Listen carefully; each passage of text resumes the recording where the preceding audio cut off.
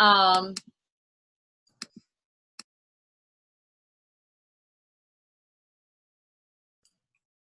Okay, you just did. Thanks, Lexi. Thank you. Can you hear me? Okay. Thanks, Peter. I actually didn't know you were a horticulturalist. I love the nod to like a Persican and tomatoes. My colleagues in horticulture will be thrilled to know that you're a tomato aficionado.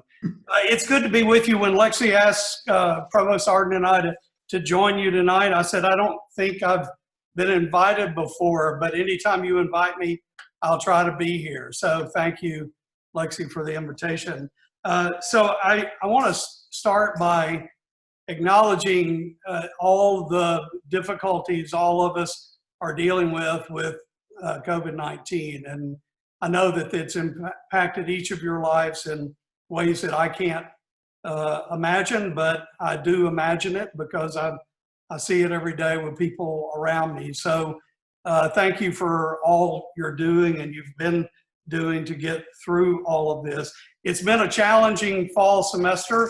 I want to acknowledge from the get-go that we felt like as a community we had a good plan, but the plan was thrown out the window when we had challenges with testing, sufficient quantity, and also the ability to quarantine and isolate so many students that that had come down with the virus or were in contact with people with the virus. So we've learned a lot and we're trying to put that learning to good use. Tonight is an example of we haven't made all the decisions for the spring semester. We're looking for partnerships and input, so tonight's a good opportunity for us to have a dialogue within the graduate student community. Provost Arden is here as well. Let me start by saying I hope you've seen the communication where we're hopeful to be able to get a few of our students back into on-campus housing, recognizing that it would be a much lower density than we had in the fall. Provost Arden can go into some details there. And also the good news also is the availability and the throughput of testing has changed dramatically.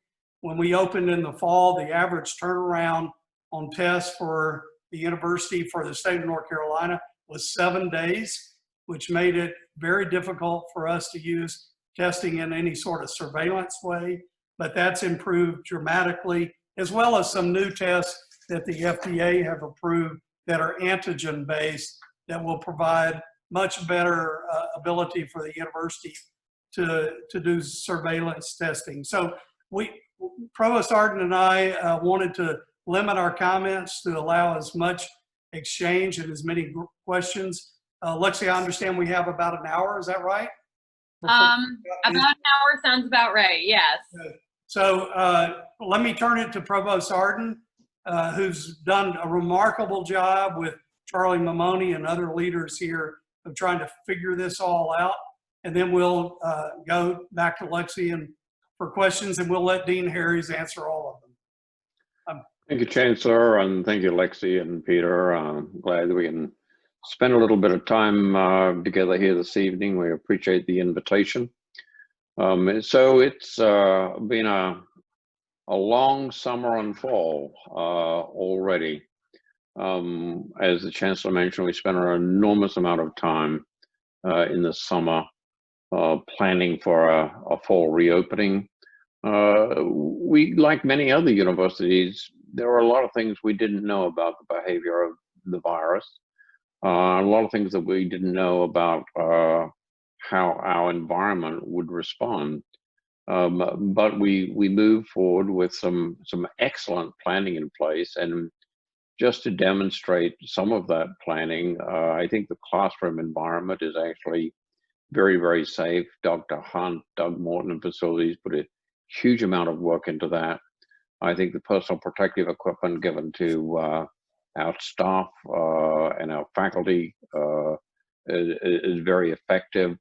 We know that building-related transmission is low Most of the effects were of contagion or within apartments or within suites, but not horizontally within buildings or vertically within buildings. We also have the advantage of much more rapid testing and would like to get even more rapid testing in place.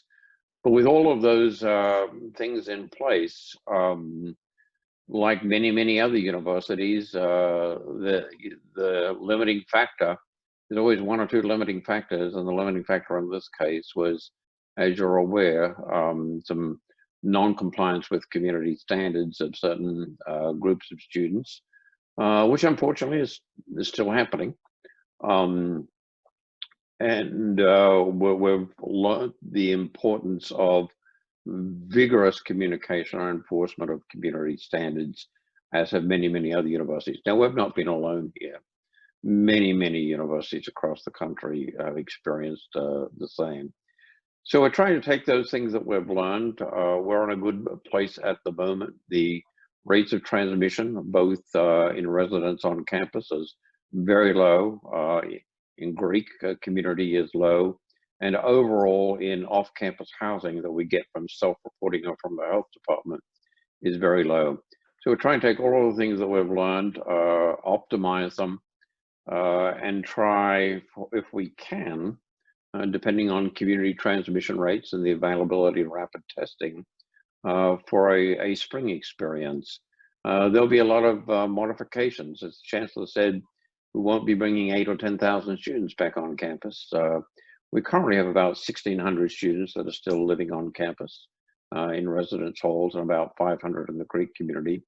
You know, I think if we get up somewhere between 3,000 and 4,000, and when students will be spread out one to a room, we have increased our quarantine capacity. We'll be looking at taking North Hall as a quarantine facility, in addition to Avon Ferry and East King, some units there. One of the things that the Chancellor mentioned that is really a limiting factor for us, quite frankly, is when you quarantine so many folks or isolate so many folks, both on and off campus, it's an enormous amount of work to move those folks in and out of their residences and care for them and feed them and so forth. So there are some human resource limitations to our abilities to do that. So with respect to the pandemic, we have learned a lot. We're seeking to take further input before we finalize any plans, look at what we can do to even further optimize our situation and see what we believe would be reasonable and safe in terms of a spring experience. I know that there are a lot of other things. I'm not going to talk for that long because I do want to take your questions, as does the Chancellor. I know there are a lot of things on your mind, including graduate student support and how we see that playing out, and also the current financial situation for the university and how that may impact graduate student support. Fees are on your mind, I know, and so we'll try and answer all of those questions as best as we can, or at least as many as we can fit into the next 50 minutes. Thanks, Lexi. Pardon. Fees are always on our mind as graduate students, so I look forward to continuing that conversation. As a reminder, before we continue on, I want to ask that everyone be sure to follow the community standards that we have put in place. Students who have submitted their questions via the form will get priority in the raise hand function, and students who would like to raise their hands at this time may. And please follow the rules of decorum or I will mute you. Are there any questions?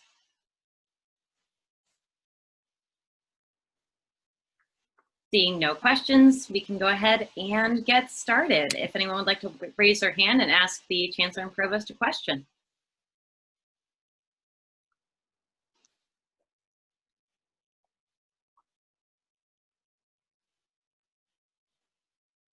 Dalton George, you're up. Thanks, Lexi. My first question is just super basic. what is the likelihood of any sort of in-person experiences on campus for graduate students in the spring? Thank you. Let me start with that. And you know, Dalton, I'm not sure what your area of study is, but remember that for many of our graduate students that are heavily engaged in laboratory-based research, laboratories have been up and operational since early June. And in fact, we've just moved into phase 3 of that process. So there's been a lot of activity for graduate students that work in labs already. Our whole goal is to try to get sufficient in-person experience to continue to make the education meaningful for both graduate students and undergraduates.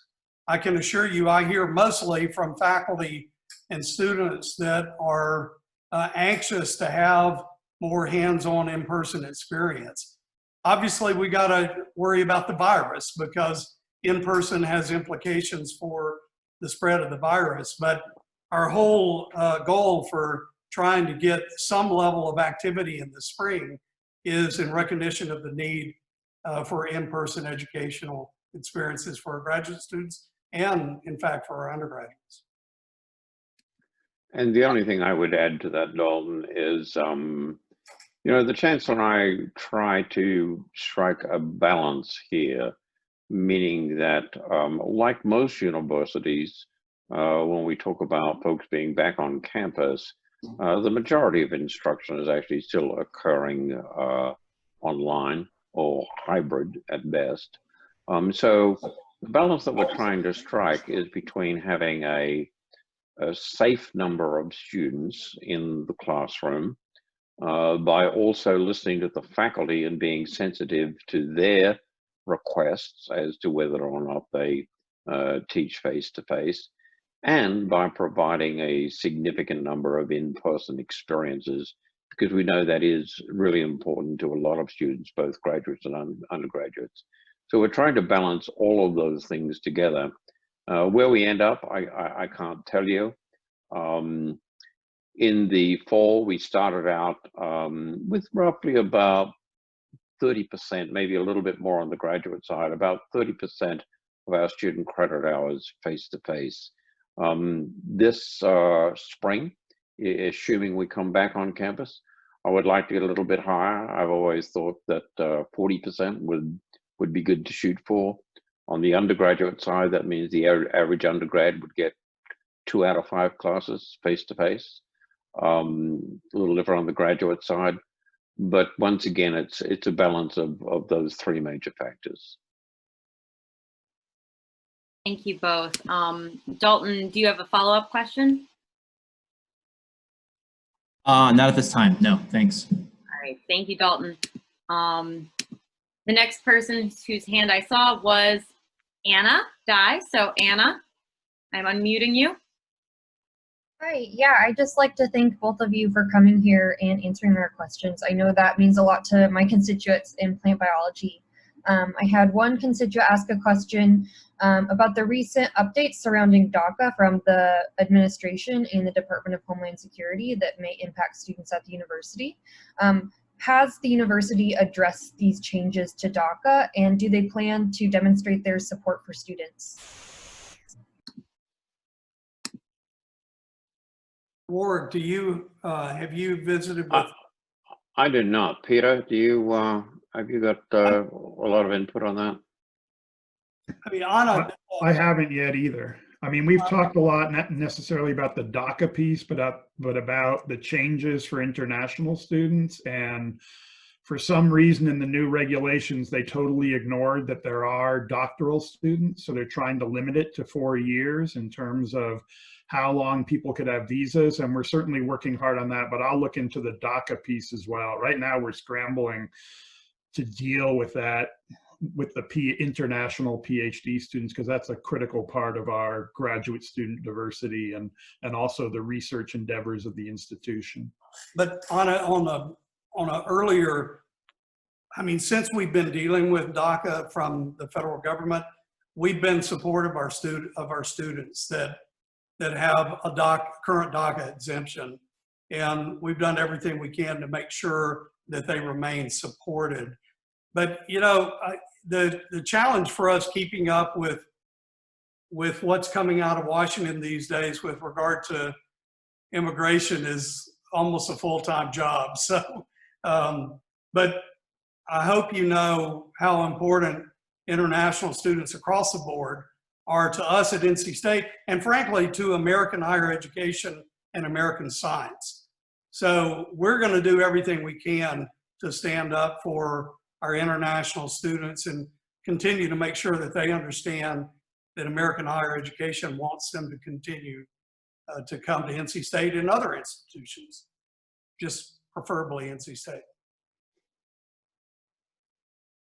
Anna, do you have a follow-up at this time? No, I don't. Thank you so much. Awesome. The next hand I see is John Headland. John, I'm going to unmute you and you are ready to go. Great. Thank you, Lexi. My question is really for both of you. There were a number of constituents, organizations, individuals leading up to reopening who spoke out very firmly against the reopening plans, from faculty to graduate students to this very body, GSA, in a statement, to campus workers through various formats, through op-eds, through statements, through union representation. It seemed like almost everyone but the administration recognized that this plan was going to be disastrous and was going to lead to a widespread of this virus. So my question is it indeed your position that you're not responsible and you're not taking responsibility for the failures of this reopen, and instead you're blaming students? I'm certainly not blaming students. I mean, I am taking responsibility for some of the unintended or unrealized challenges associated with the challenge we faced at the time with testing was almost insurmountable. We didn't have access to it, and the length of time was untenable for us. So yeah, I take responsibility that we didn't have all of the administrative things in place, but I also recognize that when you look across the country at higher education, and you look at the level of infection on our campus and the fact that not a single staff member has become infected from community spread on our campus. Every research lab has been up and operational without incident. We've had staff and faculty that have had the virus, all of which was a result of community spread, not associated with the university. So a lot of our plan was successful, but what wasn't is the ability to house so many students in congregate living. And we take responsibility for that. And I'll ask Provost Arden if he wants to add anything.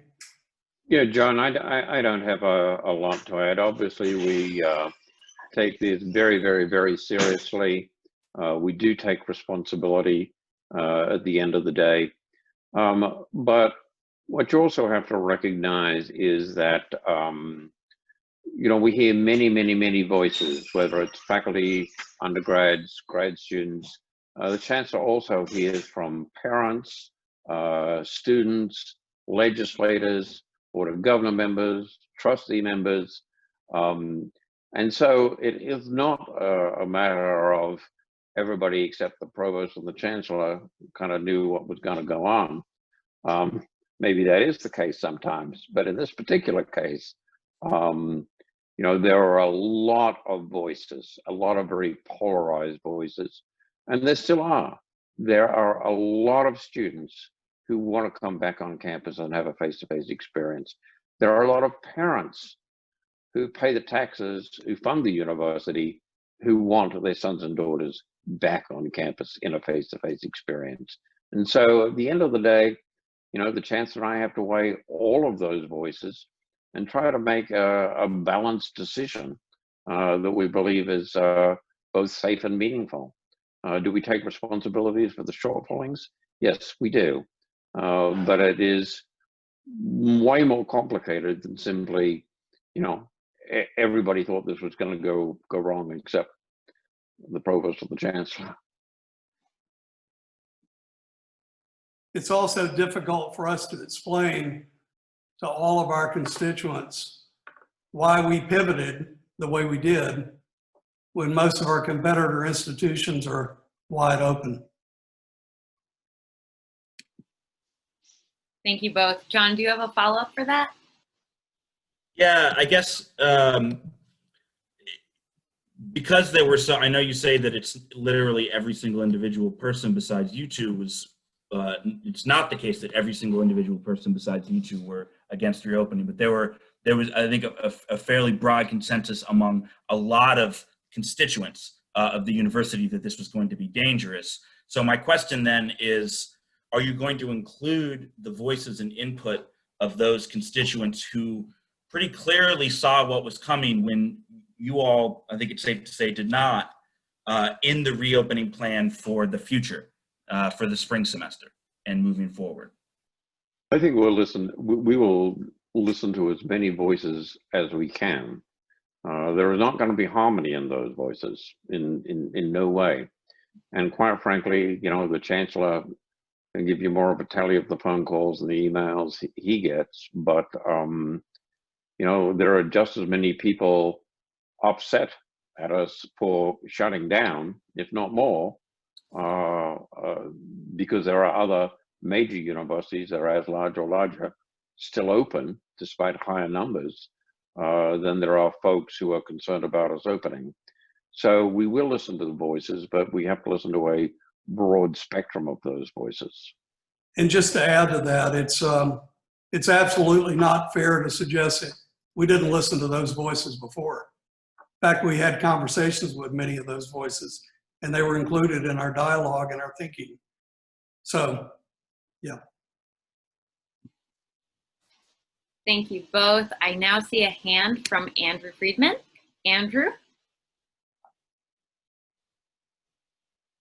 So, give me 1 second to pull up my question. So I have quite a bit of questions, but I guess the one that I'd like to focus on right now is like basically just kind of jumping off what John had been saying.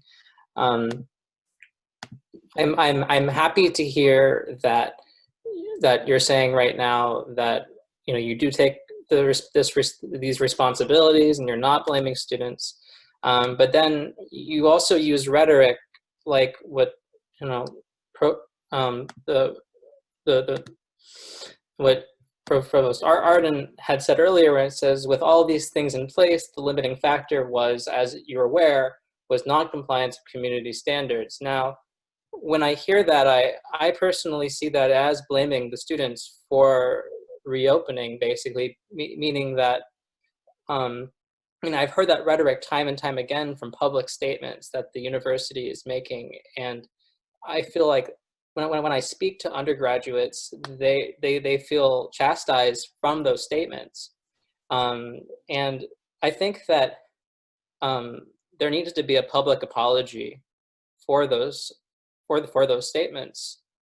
Are you willing to make a public apology? No, I'm absolutely not. And so what you have to recognize is the vast majority of students pay great attention to community standards. You can walk around the campus and see students wearing masks and social distancing and paying great attention to community standards. But let me be very clear, when you have groups of students in the first week of semester having parties for hundreds of people indoors, no social distancing and no face masks, that's just plain irresponsible. And we have good epidemiologic data to show that that was the origin of the rapid spread of COVID early on campus. So it's a combination. Nobody is trying to lump this on the backs of students.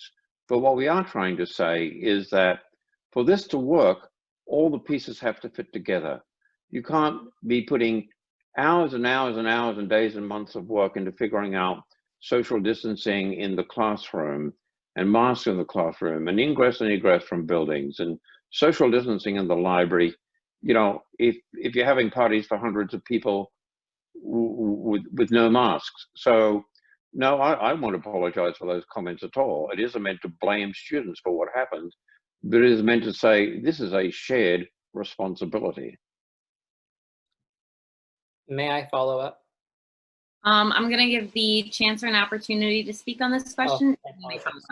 I mean, I think Provost Arden has handled it very well. We don't want to blame anyone for this, but the reality is the spread, the community spread and the virus. And, you know, Andrew, even if we didn't open the university to on-campus housing, but taught online, you need to remember that of the 36,000 students attending NC State, 26,000 of them live in the community anyway. And so we need everyone to be committed to the community standards of the university. And we had great commitment from the vast majority of our students and certainly from our faculty and staff. But yet we are where we are because of some of the challenges that we faced off campus. And it limited the ability of our students to continue to stay on campus. So to apologize for that would be, wouldn't represent all the infections that have occurred on campus that have largely been a result of those behaviors. Andrew, would you like to follow up? Yes, so thank you for your discussion regarding that. I'm just constantly wondering, basically, if it could have been predicted that only within, meaning how many students could realistically follow community standards? I mean, if it only took maybe like 20 students to not be following community standards for this crazy outbreak among students to happen, and there was no way of actually doing this safely, I wonder why we basically reopened at all. So my question is that, like, why did we reopen at all if we didn't have sufficient testing, if we didn't have enough control over students? We reopened because we have an obligation to the people of North Carolina who pay 75% of our budget.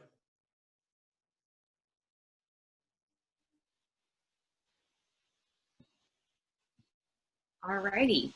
And with that, I'm going to scooch over to, and I'm going to butcher your name, and I'm so sorry, Sachin Iyengar from the accounting department. Hey, my name is Sachin. And so I would like to say that, am I muted? No, you're good. Go ahead. Okay, great, okay. So I'd like to say, there's been a lot of talk of taking responsibility, but what does that mean? How are you going to take responsibility?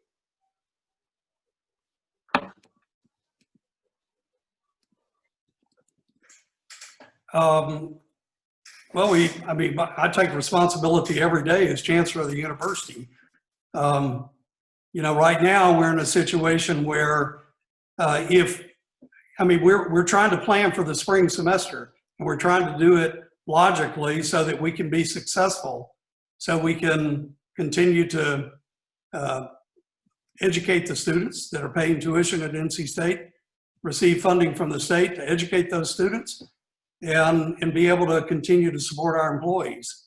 I take a lot of responsibility for that.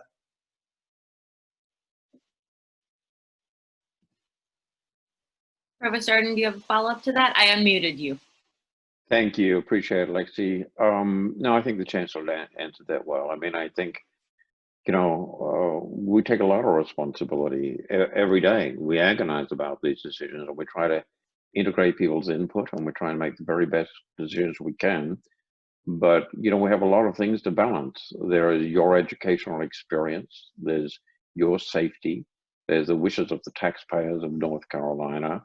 There are budgetary issues. Many of you are aware that not having, you know, we acted very quickly to move students back off campus. Doing so has some massive budgetary implications for what we call our auxiliary budgets. And then just this week, we've had to announce furloughs and partial furloughs for well over, potentially well over 500 employees. So we take responsibility for all of that. And so it's not a simple, straightforward thing. It's complex, and you have to be thinking of multiple constituents: faculty, staff, employees, students, taxpayers, etc. Thank you both. Do we have a follow-up to that? No, I'm okay. Thank you. Awesome, thank you. Now, due to our rules about people being able to ask one question first, I'm going to have Representative James Reynolds. James Reynolds? Provost and Chancellor, I do appreciate your time, and I do appreciate your leadership during this time. It's definitely been a journey for all of us. You had mentioned changes with fee structures and GSSP. What do you see the future holding with uncertainty and with tighter financial constraints on graduate students, but also the university's tight budget with this current time? What do you foresee the future holding for that? Great question, James, and I'm going to give a very brief answer, and then I'll let perhaps the Chancellor and Dean Harries weighed in. So I will be very direct with you. I would love to see the stipends that graduate students are paid at this university significantly increased. I would love to see the graduate student support plan cover more than it does. And I would love to see fees reduced on graduate students. Now, that's very easy for me to sit here and say this, although we've been working on this for some time. But in the current environment, even in the environment a year ago, it's very difficult, or it's going to be very difficult.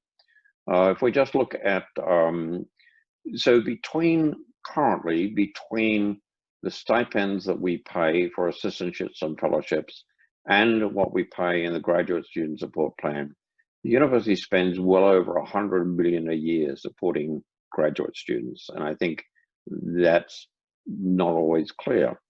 I've established Provost's graduate fellowship, which supports an additional 100 students throughout the university, and picks up the graduate student support plan for a year as well.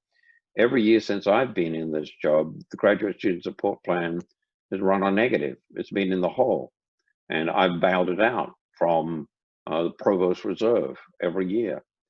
So there are some significant long-term issues here that are going to be difficult to resolve at the best of times, but they're particularly going to be difficult to resolve during the next couple of years, where we project some budget shortfalls and some budgetary difficulties.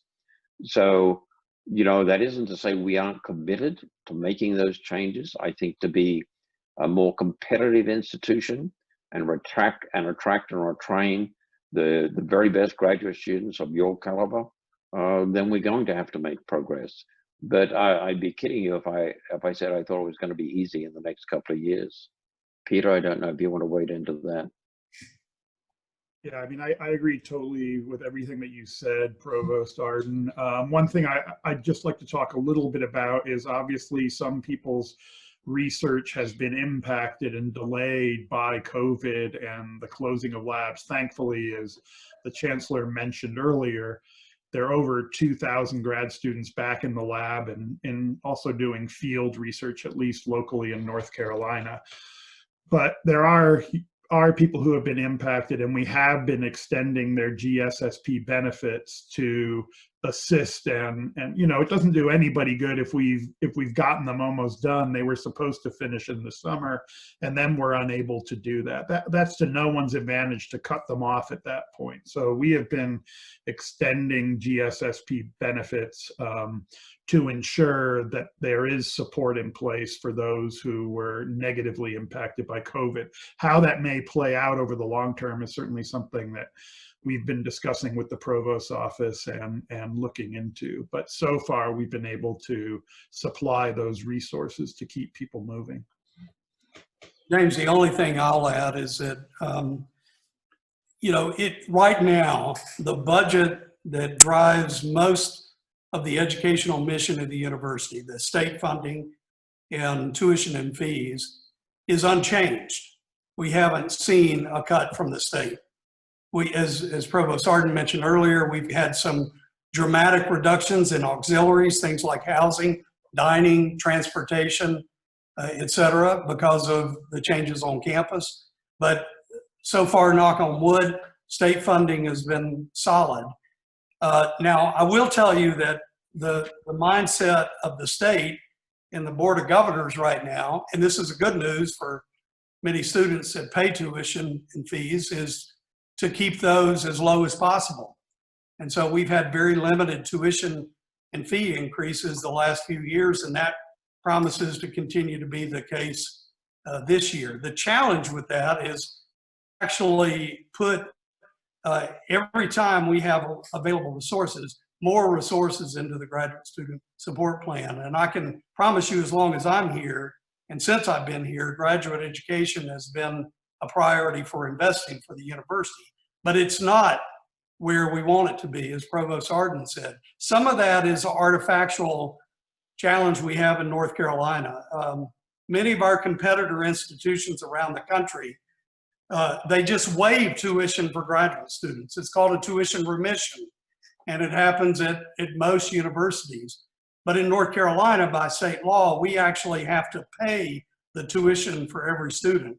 If it's not paid by the student, then the university has to pay it. So it's a real expense, and one that is part of our budget, and one that we try every year to put more resources in when we can. But it's a challenge right now.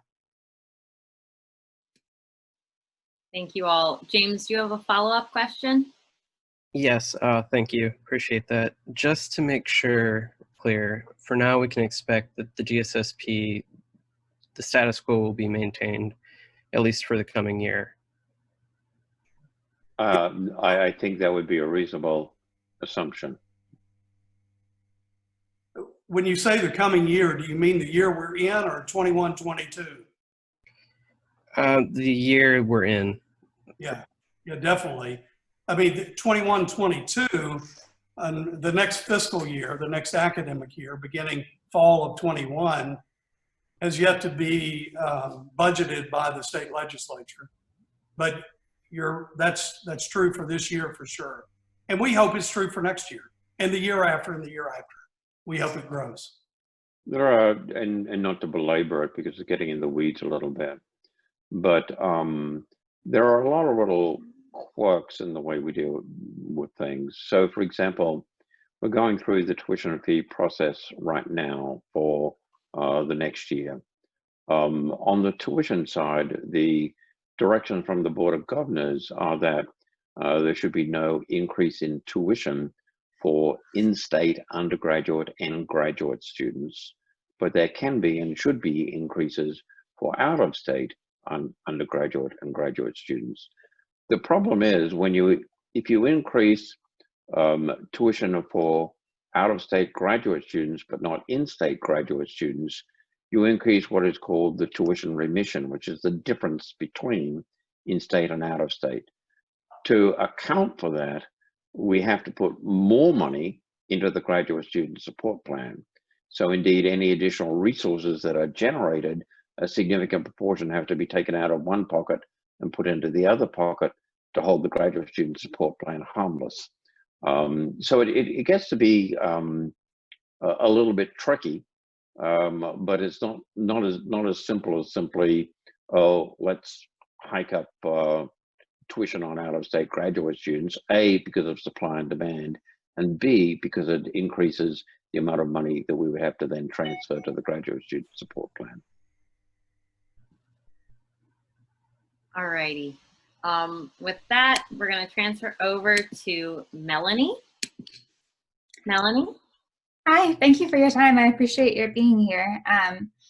I was wondering if you could speak a little bit about parking costs and why parking enforcement is still occurring when spaces are at less of a premium now that most undergraduates and graduate students that don't need to be on campus are away. So I was wondering if you could discuss a little bit about parking. Yeah. Oh, I'll try. But I'm not even sure I have all the answers to this. You know, last spring and summer, we really reduced parking enforcement. This is another in the weeds thing, but I'll say it because it's so weird. We don't actually get the resources from parking enforcement. So we don't have a financial incentive to enforce parking because the state law requires us to transfer all receipts from parking fines to, it goes into a pot of money that's used to support K through 12 education. We're all for K through 12 education, but we don't need Melanie U to be subsidizing it through a parking fine. The reality is the reason we enforce parking is for those people that pay for parking to have access to parking. And you're absolutely right that we haven't sold many parking permits, which is one of the reasons why transportation is down millions and millions of dollars, but we're not writing tickets to try to make that up. So I'll ask the question again of our parking enforcement staff to understand the rationale, but the rationale always heretofore has been to protect the parking for the people that actually are paying for parking. And in most semesters, that's a critical thing to do. Right now, it's a little weird. I'll agree with you. Provost Arden, do you know any more about that than I do? Melanie, I would say that every day I am grateful that two things don't report to me. One is athletics and the other one is parking. So I don't think I'd add a lot of color to either of those. Melanie, do you have a follow-up? I don't. Thank you for your time. I appreciate it. Well, Melanie, have you asked that question in transportation and not gotten an answer you're satisfied with? I mean, I'll ask the question, don't. I haven't yet. I was considering it. It seems to be the most common thing my constituents are concerned with is parking and fees generally. Yeah. All righty, thank you all.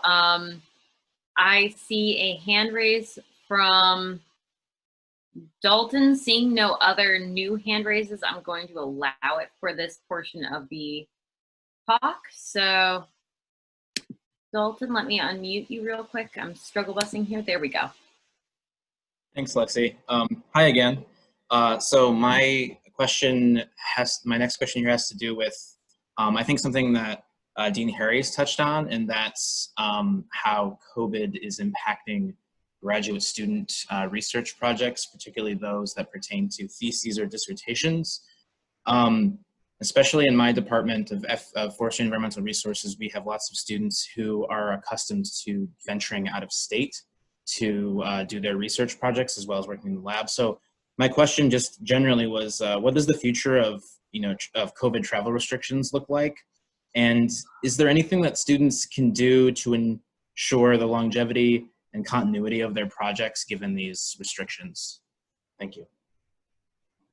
Yeah, we've had a lot of conversations with deans, and in fact, the provost and I had a breakfast meeting. It was during the breakfast hour, but nobody was served breakfast, so that's probably not a morning meeting with faculty recently, and a number of faculty talked about the inability, particularly faculty that are doing social sciences that involve human subjects and interviewing human subjects that may not be as readily available during COVID-19.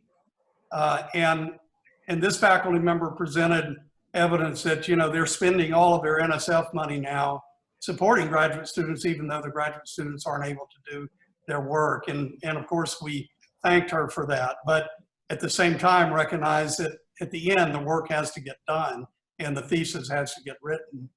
So it's a case-by-case basis, Dalton. We have the ability right now to grant exceptions to travel restrictions. So, you know, you can work through your faculty mentor and the department. If there's critical research you're going to do with colleagues out of state, there could be a granting of an exception for that. We've done many. And, you know, if you're not able to get your work done, as Dean Harris said earlier, we're trying to use all the resources we can cobble together to make sure students aren't disadvantaged by what appears to be close to a year-long challenge with the virus. So if you've got an individual case or you've got constituents in your department or college that you want to bring to the attention of your administration, do so. If you need to bring it to the attention of Dean Harris, I'm sure he would be welcome. He would welcome any concerns you have and try to help you resolve them. Couldn't agree more. I mean, happy to help wherever that's an issue. And really much of that is flowing through the associate deans for research in the individual colleges, working with the Office of Research and Innovation to get those exceptions approved. So I think in general, if there's a well-constructed plan that, you know, mirrors the safety requirements that the university has in place, that those will be approved, but certainly willing to help if there are any roadblocks. General research trips where you're going to be, Dalton, out in the woods, you know, doing what you do with trees. I'm a plant biologist, but the plants I work on are very small. Then, you know, those will be approved. What won't be approved is if you're going to a large conference, you know, where you have the potential to be in among a lot of people. And as a result of that, potentially bring back the virus. So small research trips are getting approved frequently. Sorry, Lexi, I went on about that. Oh, no, nothing to worry about. Dalton, do you have a follow-up on that?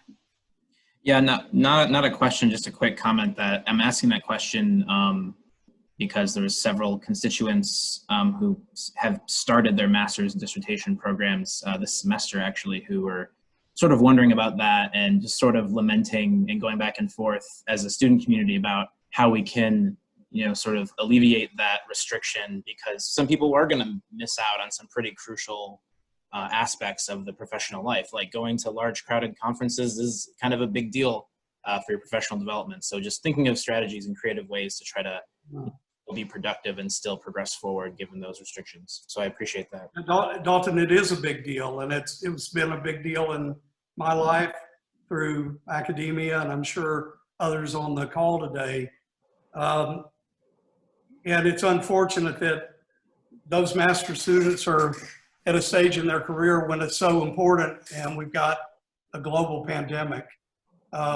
Most of those conferences have not been held, or if they have been held, they've been held virtually. So, you know, if there are professional development opportunities that students feel strongly about, I can promise you they'll get every consideration, because we all know how important they are. Great, thank you. All righty. The next question I see is from Michelle. Michelle, I'm going to unmute you. Hi, thank you guys so much for taking time for us this evening. I have a question about the spring semester. So in the spring semester updates that were sent out, there was an emphasis on adhering to and enforcing the community guidelines. So how are you planning to enforce the community guidelines in the spring to avoid the outbreaks that we had this semester, especially in communities like Greek Village, where we know that the positive rates were nearly 50%? Yeah, very good question, Michelle. And we've been talking through this and working on this. Many of those early cases in Greek Village are actually working their way through student conduct at the moment. And so while you may not have heard very much about this yet, I think you can expect to hear some findings that are very significant. One of the things that the Chancellor and I are really interested in is having a more rapid response so that you know, things aren't taking months to work through student conduct. We've even had cases where Raleigh police were called to gatherings which were extraordinarily large gatherings with no social distancing or face masks. So we're going to have to figure out, without being overly punitive, still sending a very clear message that we intend to enforce those standards. Some universities, and I'm not suggesting we do this or we should do this, but some universities have actually gone to suspending students as well as suspending organizations associated with those activities. You know, we're really trying to strike a balance between not being, you know, too heavy-handed, but at the same time, sending a strong message that we do expect community standards to be upheld. Because, you know, as I mentioned before, you know, it's the factor, if you can imagine trying to protect a campus of 45,000 people, including faculty and staff, from spread of a virus in the middle of a pandemic, it's really like a chain. And any particular component can be the weak link in the chain. And so it's not as though student behavior is uniquely to blame, but in this particular case began as the weak link in the chain. And so we have to be very, very careful surrounding that. And I think we have to take measured actions promptly.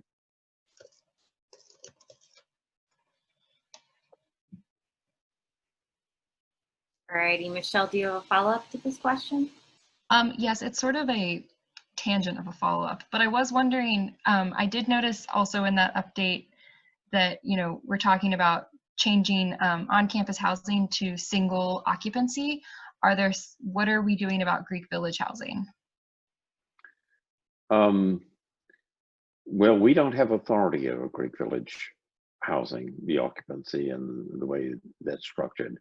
And the Chancellor can elaborate more on the relationship, but the reality is those houses, and many of those houses, are funded by fraternities. They are responsible to the parent fraternity. Unlike housing, on-campus residential housing, we don't have authority over them in terms of telling them what they should do on a day-to-day basis. Other than saying these are the rules in terms of gatherings and you need to follow those. So, you know, that's a tough one. Michelle, the only thing I'll add to that is that, I mean, our authority is over the chapter and over the behavior of the chapter, and individual students that can be held accountable for student conduct. But what the provost is saying is accurate in that we don't control the contracts associated with the housing. Those are between the student and the organization that owns or leases the house. So it's not like on-campus housing where those contracts are with the university. It's confusing to people, and I understand why, because the money actually flows through the university. So, and the reason for that is because of financial aid. I'm getting in the weeds here, but a lot of parents don't understand it because they think, well, they're writing the check to NC State. And I said, yeah, but that's a pass-through, and we're legally obligated to do that because of federal financial aid. If you get loans from the federal government or whatever, but we don't have the contracts on the housing arrangements. And you know, I don't want to beat up on Greek life. but the houses are not designed to be resilient in a pandemic. I mean, you've got 40 or 50 young men and young women, you know, living in close proximity, eating together, and it's just, you know, it's just not good. And so we can work with the chapter and the national organization to try to call the question whether they want to be open. The problem is all of those fraternities borrowed money to build those houses. So what we do have, we can do a better job of is we can insist on early entry and more frequent testing so that we know what we've got when we've got it.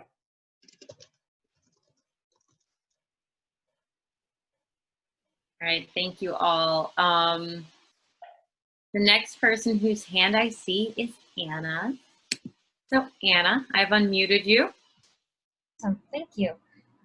So I really appreciated some of your discussion about reopening from COVID, and I have kind of a two-part question.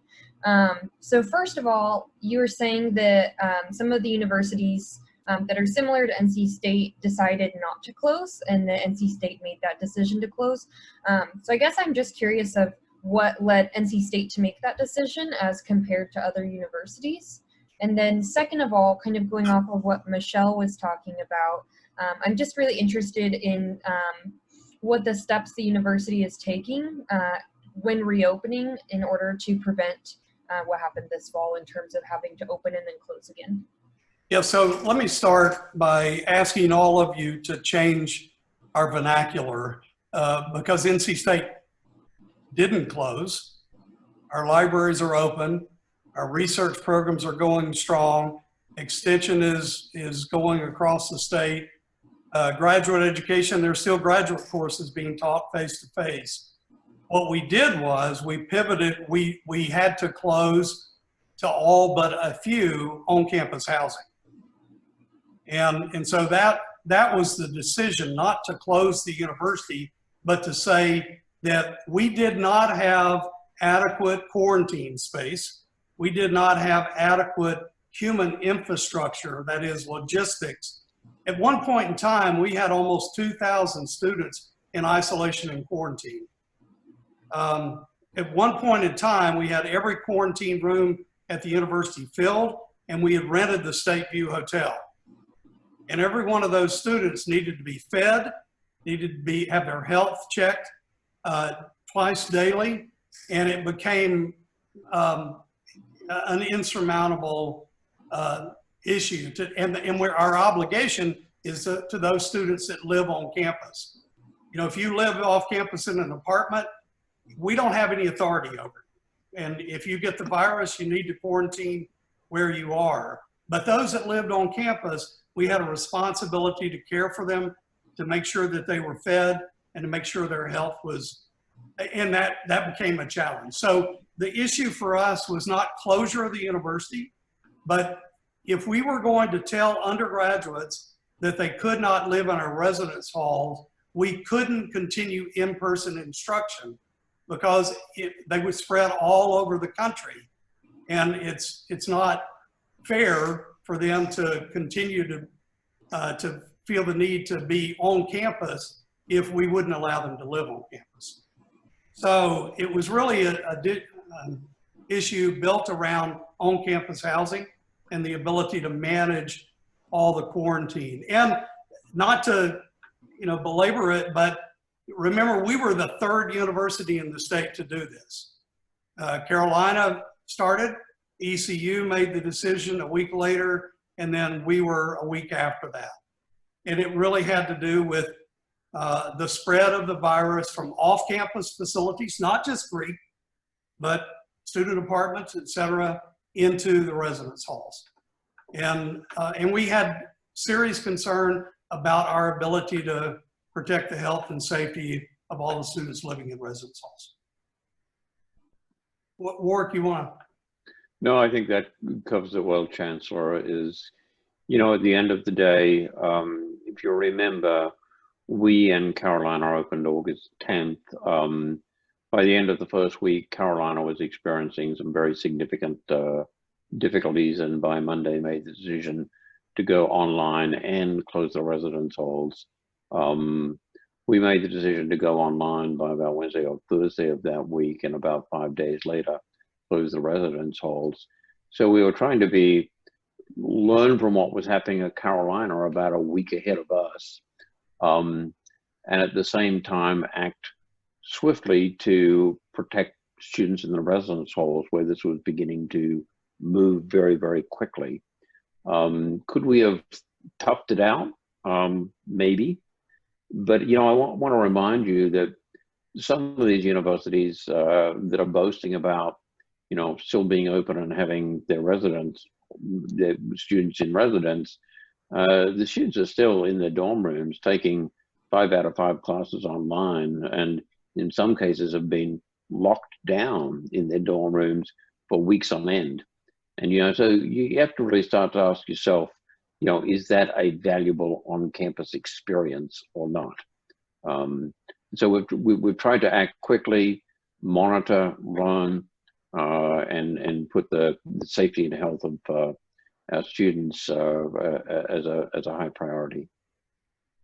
The only thing I'll add is we actually, as we remember when we were dealing with the early planning of this, most of the models had, our virus load was going down in the state, and most of the models had this being quite low at the beginning of the semester. That's not what happened. It was just the opposite. We had some of our highest infection rates in that July and August period.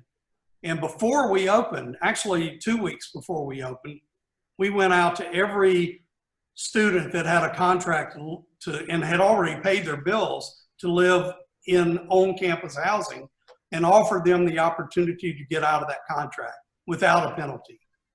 And we actually reduced about 1,500 students. We normally house about 10,000 students. We set aside 170 some odd rooms for quarantine. And after we offered people the option of getting out of their contracts to reduce density, we got down to around 7,500.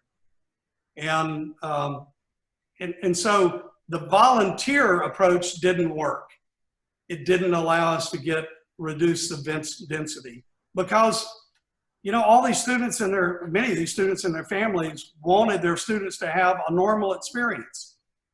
But I can guarantee you, if you're a student right now at the University of Wisconsin, you're not having a normal experience because you've been locked in your dorm for 2 weeks and the faculty have had to pivot to online instruction, and then they go back and forth. And the same thing at Georgia Tech and many institutions. So we just thought it was in the best interest of our faculty to give them certainty about the way to deliver material for the rest of the semester, to make a semester-long decision. And, I don't know what's right in this pandemic, but we thought it was the right thing for our faculty to give them a sense of certainty, and graduate students that are TAs about the way to deliver their subject matter for the rest of the semester.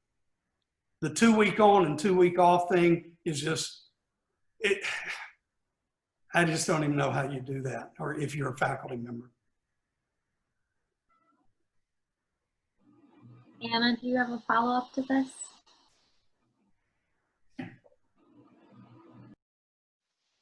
Oh. There we go. Yeah, that's really helpful. Thank you so much. I appreciate it. I agree that it was a very smart decision to do what was done. I was just curious as to the differences between different universities. So thank you. But having said all of that, we do have to be thoughtful about the spring, and your input is critical because we need to go into it with as much certainty as possible. Because if we bring students back, we're not sending them home.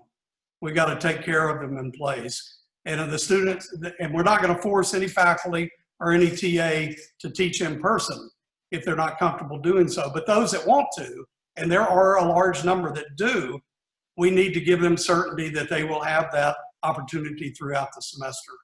And so that means we need to be very thoughtful about testing and very thoughtful about density in our residence halls.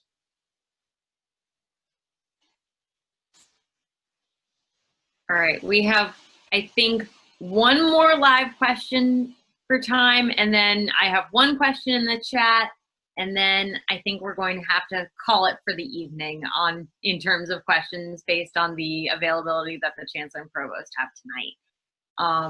So Rosa, you've not asked a question yet. Go ahead.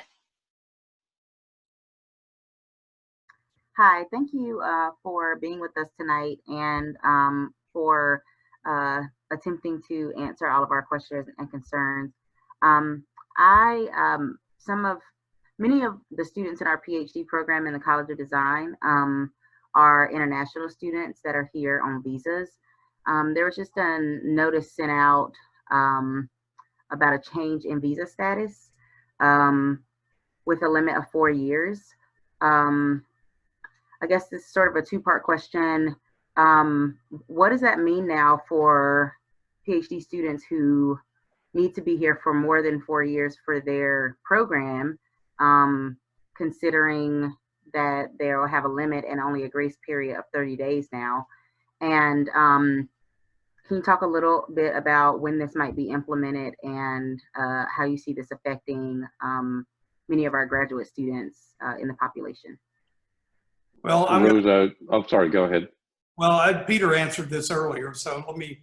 Yeah, so thanks for your question, Rosa. I mean, this is a serious concern to us, no doubt. I mean, one of the things that I will say is throughout this entire, well, I would say for the past year, new rules keep getting proposed and then they get overturned because in this case, they obviously paid, I mean, even if you read their reasoning, all that they looked at were the time for master's students and the time for undergraduates. And then they said, well, that's over 50% of the international student population. So we're just going to make it 4 years because I don't know why these doctoral students might take longer. No, I mean, I think we all know why they would. So, you know, I think there's going to be a huge number of comments put in on this. I mean, there's a longer phase here to this because this is a rule change. So there are a number of formalities, and I'm sure there will be lots of comments that are made. And, you know, even if it's pushed out similar to what was pushed out this summer, I would expect some significant legal cases to challenge that because of the reality of how long it takes. And I will say right now, we're working on the data side to provide our Office of International Scholars with data about comparing the time to degree of international students to domestic students to show that they're right in line with that. And it's not like they're just hanging out here because they want to. And they're moving as quickly, if not more quickly, through their doctoral program. So we're going to be very vigorous in terms of trying to address this. But ultimately, it is a federal decision. So, I mean, I think a lot of pressure will be brought to bear.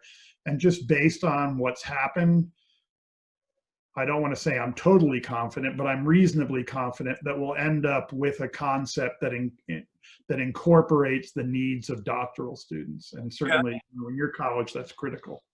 Rosa, I'm even more confident, and the reason I am is because members of of Congress will quickly hear from their constituents who are many of the employers across our country that are that are big fans of American higher education and the students that come to the U.S. to get their doctorate degree. And so I think this is one where the administration will hear from all sides, not just academia, but the business community as well as our congressional delegation. I was confused earlier because one of your colleagues was asking about DACA. This is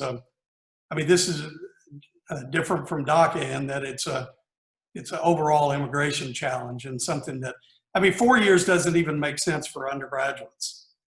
I mean, particularly if you're in a field like engineering or design, you know, if you're an undergraduate architecture student, and I realize that we don't do a lot of that anymore, but if you were somewhere, it's a 5-year program.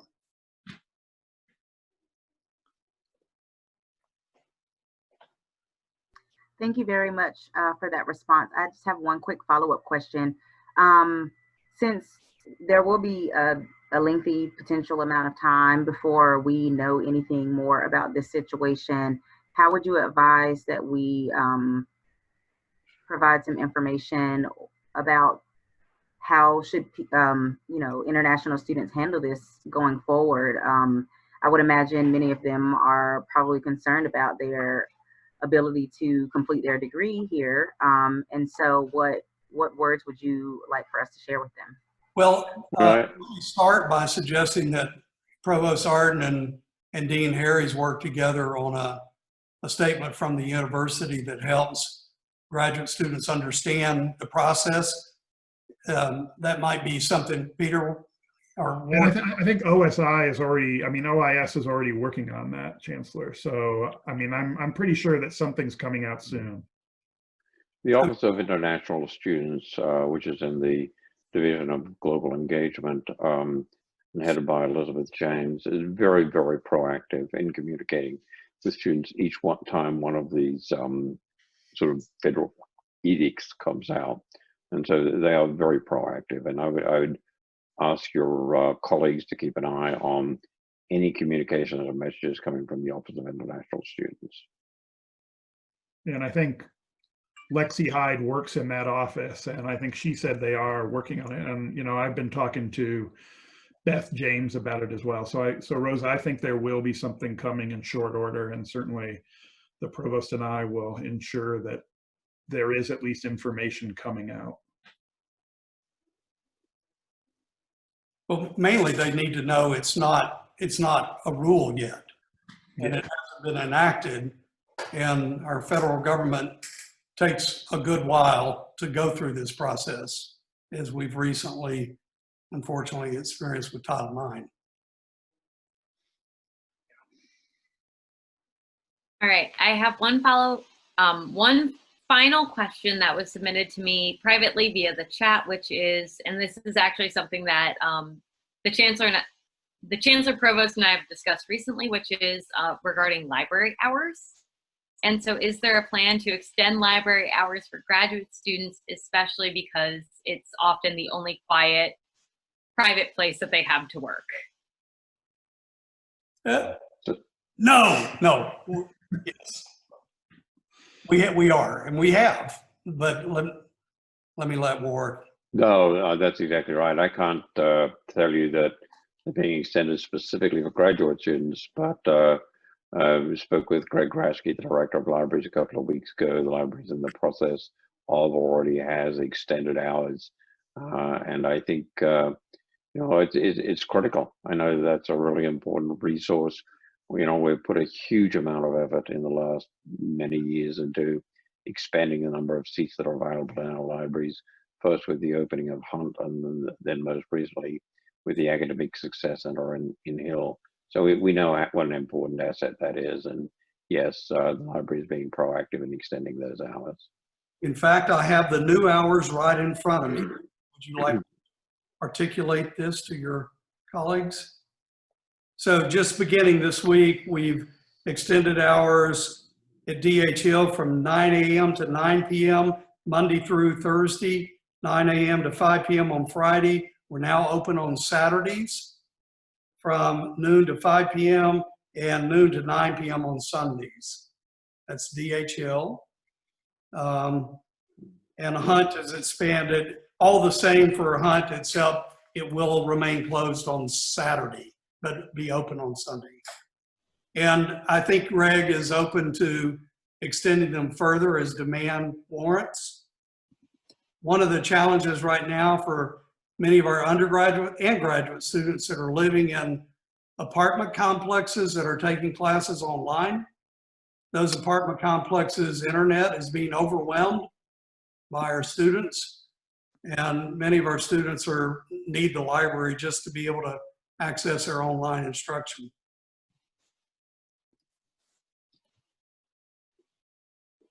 All right, if everyone could please join me in giving a round of applause to the Chancellor and Provost. Thank you both so much for being here. We so appreciate your time. and the time that you've made for all of us here tonight. I do have a couple of more questions that have floated around, and so I'm going to send them off to both of you in hopes that we can maybe get some more answers. I know that this time is obviously limited in terms of what we can do in an hour. But thank you guys. Really appreciate the questions. Good questions. Thank you. Yeah, send the questions along, Lexi, and include the parking question on there so I can make sure to get my colleagues over there to explain to me what we're doing and why. absolutely, thank you so much. Okay. Thanks, guys. First, thank you all so much for bearing with us tonight. I'm going to allow people to unmute themselves now. I really want to thank you all just so much for your patience, your participation, your following the rules, which I was super excited about. So thank you. I want all of you to give yourselves a round of applause, which is corny, but I'm here for it. So y'all did fantastic, and I'm so proud. I will be sending an email off to the Chancellor and Provost. So please, if you have any additional questions, email me, let me know, and I will get those questions answered as soon as possible. And with that, we will move to the next item on our agenda, which is approval of the minutes. Sumit, do we have the minutes? Yeah, no, I do. Can we share those minutes with everybody real quick? So I have taken them manually, so I think I'll be able to publish them or share them by tomorrow. Okay. So with that, we will not approve the minutes tonight. Please see the video that we've published if you would like to approve the minutes or have any questions regarding it. And with that, we will move into a stretch break of 10 minutes. So it is 8:29 right now. We will reconvene at, I'm going to say 8:40. And I look forward to seeing all of you soon. Hello, everybody. Welcome back. We're going to jump right back into things. I'm going to give everyone a second to wander back to their computers. And we are going to pick up with reports from the officers, which begins with Sumit. Sumit, when you're ready. Yeah, so I do have only one update so far for this week, and it's we will launch a survey to explore teaching assistants' experience on online class or lab instruction, and how comfortably they're communicating with the students, what kind of technological constraints they are facing based on those factors. And we will share the result with everyone for the grad reps and with the graduate students as well. And then we will recommend what can be done to improve their experience in the next spring semester or from spring semester onwards. Thank you. Thank you. Are there any? Right. Sumit, I just want to make sure that you know that in order to do a survey at the university, you need to get permission.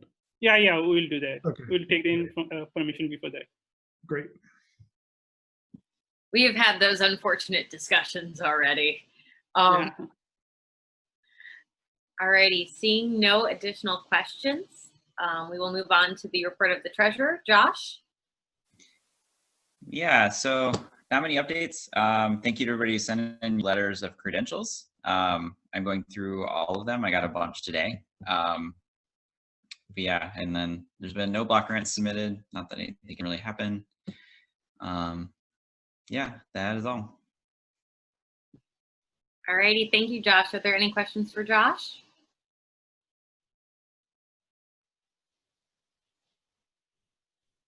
Okay, seeing no questions for Josh, we will move to one of our newest members of the exec board, Emily, VP of Student Government Relations. Hello, good evening, everyone. My name is Emily Van Zoost. I am the new VP for Student Government Relations. I'm a first-year PhD student in the Education Leadership, Policy, and Human Development program. A few quick informational items for you. The COVID-19 Town Hall will be turned into a series of informational videos related to topics that affect the student body. I have requested that the graduate school or the entities who will be creating these videos address graduate students in their videos. So more information to come on that. If you have any video topic ideas, please feel free to send them to me. There will be a virtual tuition and fees town hall on October 1st at 6:30 p.m. You can find the link and the form to submit your questions here, but we will make sure that this information gets out to you so that you can attend virtually if you're interested. And lastly, early voting, election voting is from October 15th through October 31st. You can do it in person if you wish at the Tally Student Union, and you can register to vote at the link here and look up your voter information at the link here. So we'll also make sure that this information gets out to you. So very nice to meet everyone. Thanks for having me. Are there any questions for Emily? I see a question from SSP Simpson. Hi, everyone. It's more of a clarification than a comment. Emily, I'm apologizing. We did not check in with you after our most recent guidance on the fee process. The fee town hall will only be tuition review and student health services because the Board of Governors has said no one else can request a fee increase. So student health is asking for a $38 increase, but that's the only one we'll be considering this year. Again, apologies on that. We forgot to follow up. The next hand I see is from John. Yeah, I just had a question about voting. Will there be a place to drop off? I'm assuming probably not, but to drop off absentee ballots at Tally? I do not know the answer to that question. I can defer to anyone who does. If no one has the answer, I can look up that information or get that information for you. I do not have that information. Does anyone? I know SSP Simpson's on the line. John, the only thing that I know is that on the absentee ballot itself, it says that you can drop them off at early voting sites. And so I don't know exactly what that means in terms of a drop-off box or what the process is, but that is at least what it says on the form. Yeah, that's what I was wondering, is if there would be a drop-off box at Tally. Yeah, I think there's some checking that they do when you drop it off. So I'm not sure it's a box. I think it's more handing it to someone, but I'm really not sure what it is. Yeah, so I imagine you can't do that at Tally. Are there any additional questions?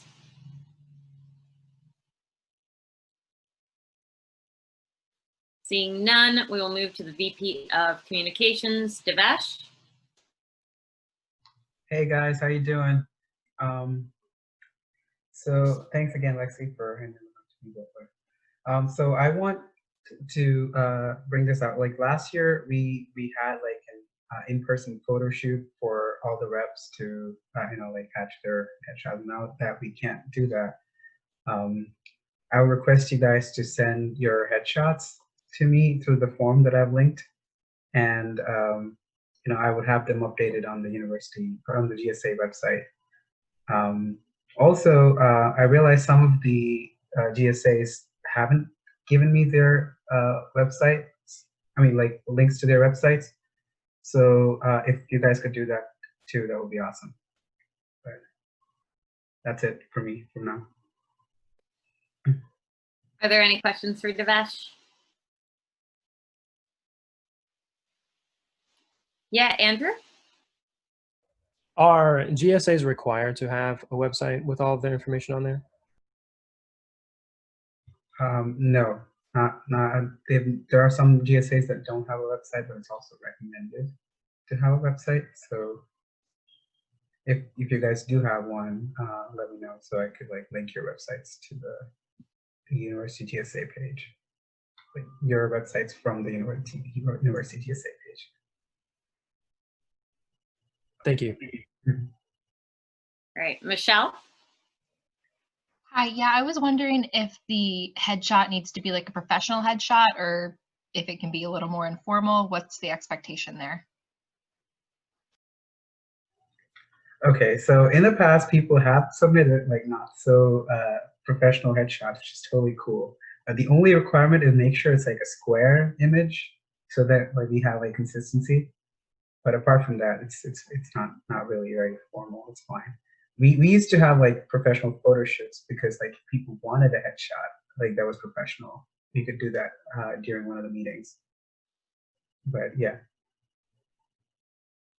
Yes, anyone who was around last year got me doing their photos, and God help them all. Are there any other questions for Devesh? Seeing no other questions for Devesh, we're going to move on to VP of Academic Affairs, Kuncheng. Yes, so I got the question about the grading policy for this semester. So currently you can still drop the class through the COVID-19 schedule revision on my portal, and you can also change that to satisfactory or unsatisfactory grading system. But remember, this is a one-time change. There's no reversal. Once you drop, it's done. And the spring semester class is still being discussed by the board, so we don't have much information on that. But currently what they're saying is that the delivery method is, like this semester, is determined by the professor in charge. Any questions? Hannah?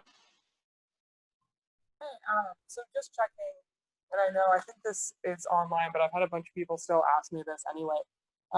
With the drop ad, if they drop now, it does not show as a W, right? Like, because I've had both students, undergraduates, ask me that as a TA, and then also other people, and I'm not sure the answer. It does not show as a W. I don't think, but I wanted to check.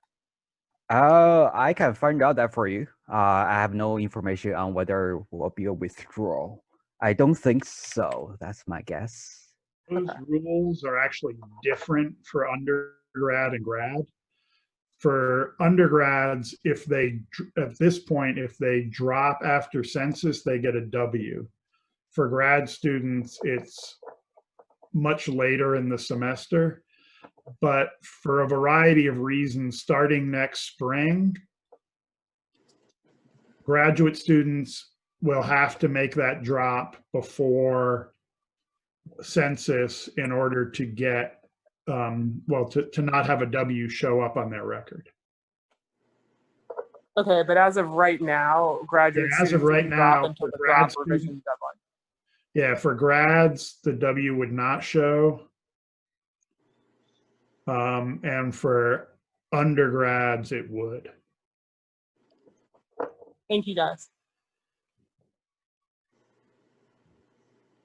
All right, I see a question from Michelle. Sorry, I was going to ask about the withdrawal policy change, but it's been addressed. Thank you. Awesome. Rosa?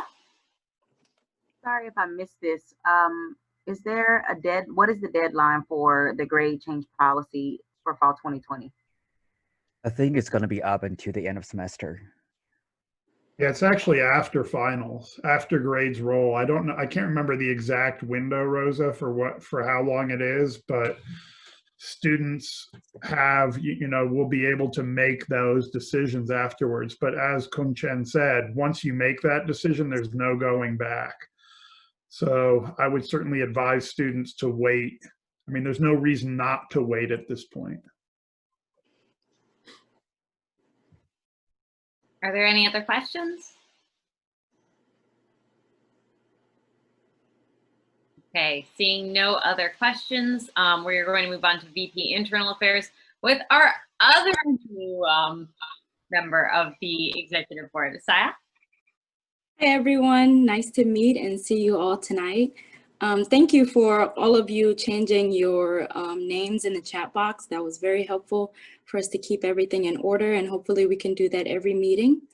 I'm very glad and excited to be here, part of this association and this role as the Vice President of Internal Affairs.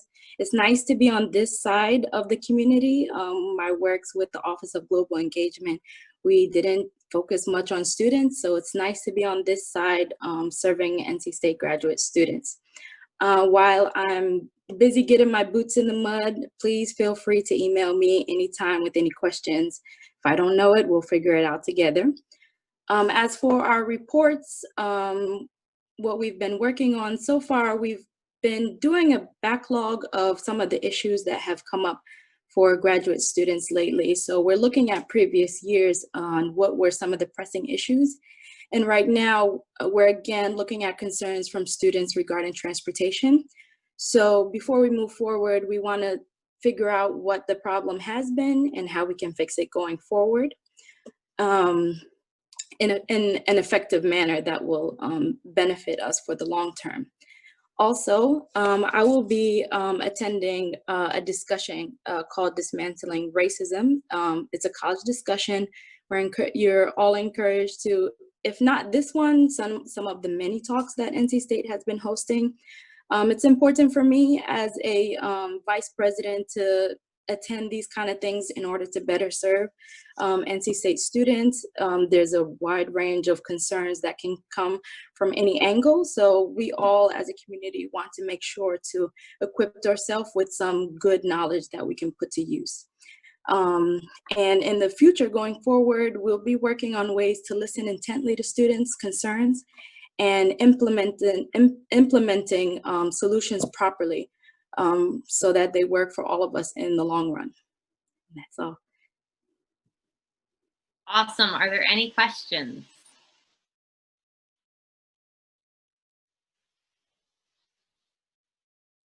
Alrighty, seeing no questions, we will move on to VP External Affairs, Emily Kay. Not much to report today. Any GPS and standing committees are rolling out, so if you haven't heard, you should hear soon. I also had briefly mentioned what we talked about, the changes to visa status. Obviously, Lexi mentioned them as well, so we'll be working on getting a statement out about that. Lastly, I am now attending meetings for the council on the status on women, and they have a bunch of fun activities and stuff planned on Zoom for, you know, women, and I'm hoping to include the graduate students in this. So I will keep you guys updated. Are there any questions for Emily?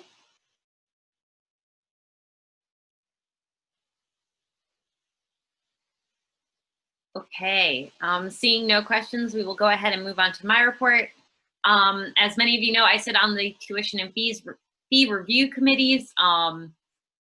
We will be, as Emily mentioned, having the town hall on October 1st. And as Coleman mentioned, we've been instructed that we will not be increasing fees outside of the student health fee without an offset somewhere else. To the best of my knowledge, we will not be offsetting any other fees, so we will only be considering that fee this year. And there will be no real changes in in-state tuition for either graduate students or undergraduate students, and there will be no changes in premium tuition this year. Are there any questions on that before I continue?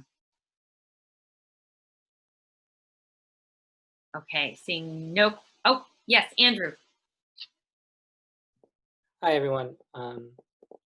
I just, do we still not know anything in towards why, I mean, I have not done my due diligence in trying to find this out myself, but do we still not know anything about why athletics, because I asked this last time, why the athletics fees are so high when the athletics program has so much funding already from outside sources. I guess we didn't quite understand that last time, and I'm just asking now if we have another, if we actually have an answer now.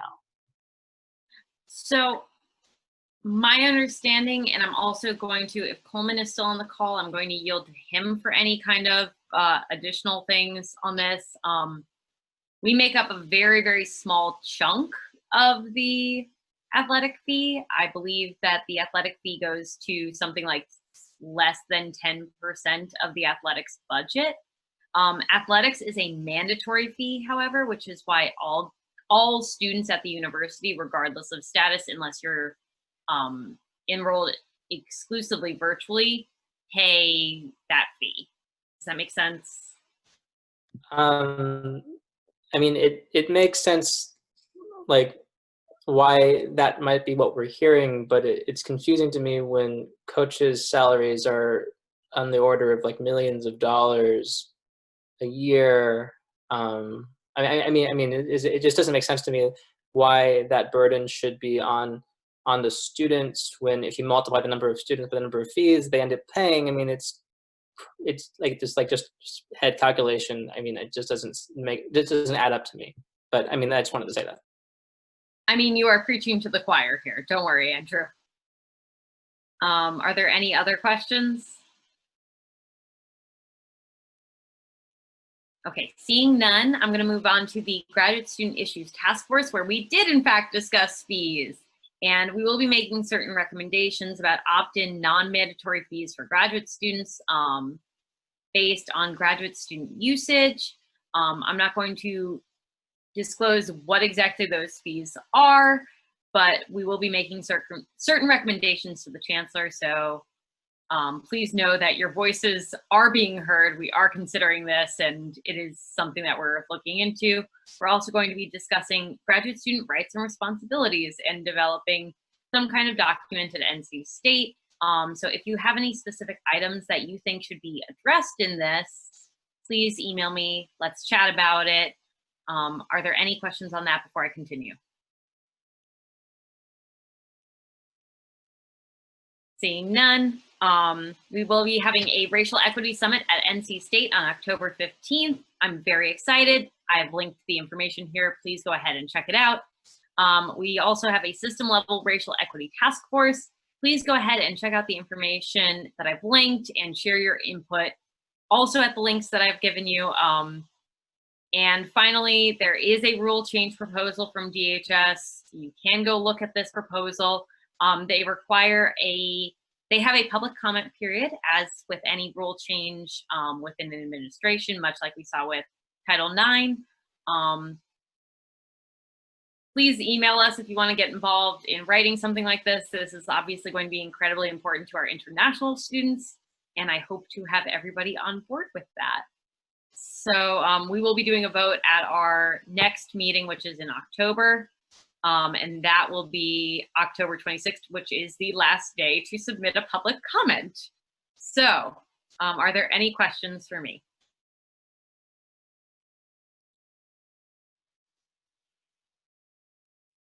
Excellent.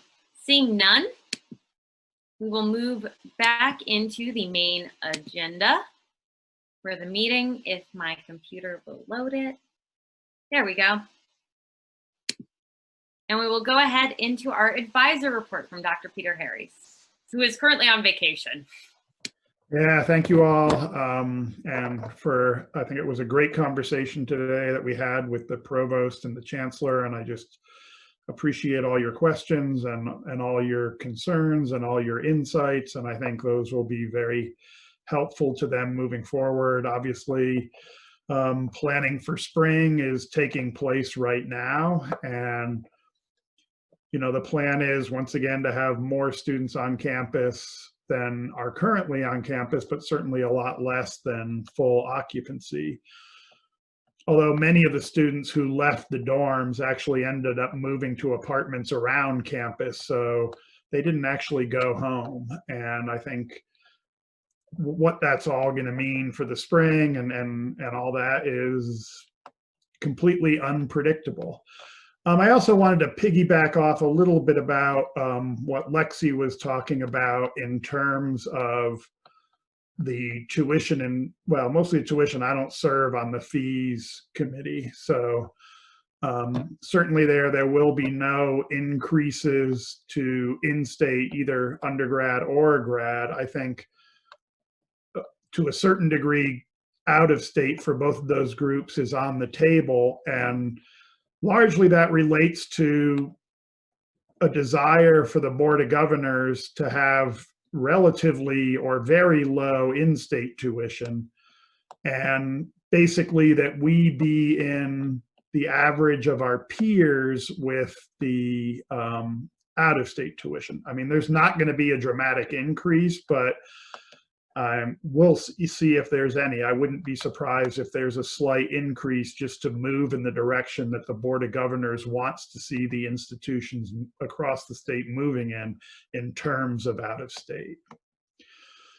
Another thing that I did want to address and actually get some of your feedback on, I know this isn't the most optimal way to do that, is there's been a lot of concerns raised by numerous faculty members that basically for the spring and the fall, we very much mirrored the undergraduate approach to the SU issue. And you know, one thing that I'm sure you're all aware of is that the GPA requirements for those two groups are significantly different in terms of what's needed for graduation. So for undergrads, they need a 2.0 in order to successfully complete their degrees. For graduate students, it's a 3.0. So right now, because we're using the same standards, undergrads are allowed to convert a C-, which is obviously a third of a point below what the average is. And for grad students, we're using that C- as well. And so we're a point and a third away from what's needed for students to successfully complete their degrees. And there is a growing voice among the faculty that they are worried that some of these students who are converting C- to S's aren't actually getting the competencies and displaying the competencies that they should as people who are getting those grades. Who typically got the 3.0 in order to graduate. Another concern is that you could have, since this, I mean, we initially didn't really expect this to go beyond maybe spring and fall, but now we're pushing it into spring. I mean, we could have students who have one graded course because they need to have a generated GPA, and all the rest could be S's. And so there's a number of concerns, especially from faculty about that. So, I mean, as Kung Cheng mentioned, it's something that the admin board is going to discuss, but I'm just interested in hearing your perspective on that as well. So if anyone has any thoughts, I would be happy to hear what you have to say.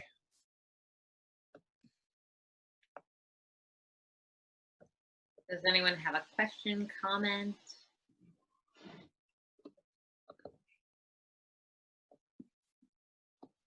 So I don't know whether silence means you're opposed to it, you're still mulling it over, or whether you think it's a bad idea. But if you have any ideas about it, if you could share those with me, I'd appreciate it. We have actually some hand raises. Sandra, do you want to start? Yes, thank you. I just had maybe just like a thought, maybe you can do the conversion in like coordination with like the professor and maybe like a student advocate on top of that. I don't know, to kind of like make it fair so it's not weighted in the student's favor, but also not having like the professor or the teacher who's leading the class be the sole decision on whether or not that conversion is possible. They're not the sole decision. And as far as I know, and I could be wrong here, Sandra, none of those that were put forward to be converted to an S were denied, because I actually see them all.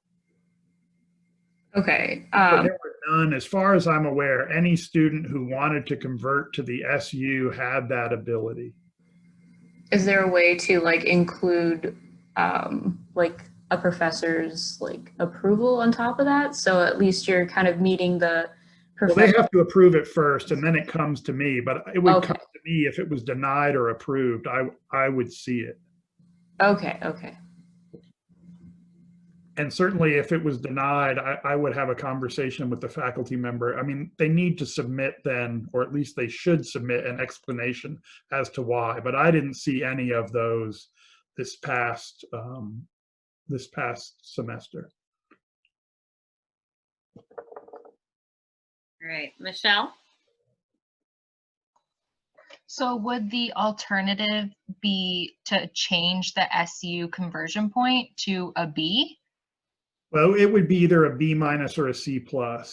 I'm not quite sure where that's going to fall, but it wouldn't be just a B. It would be a little bit lower than that because, I mean, we do realize that there are challenges to the virtual mode that affect some people at a greater level than others. But I will say that graduate students, although they're a smaller population, even proportionately, use that option much less frequently than undergrads did. Yeah, I would say that would be my only concern about making it more constrained is that like we are in a global pandemic, and so to have some grace for people that might be struggling with outside forces and yet still need to be like pushing through their degree for whatever reason could be nice. Yeah, I mean, my gut feeling is that we'll end up with a C+, but you know, it's not only my decision. But that's sort of my feeling based on some initial conversations. Thanks. Next up, we have Hannah. Okay, so I just would, the first thing I echo is a little bit, I agree with the sentiment that there needs to be a certain. Hannah, I'm sorry, I can't hear you. I mean, it just sounds.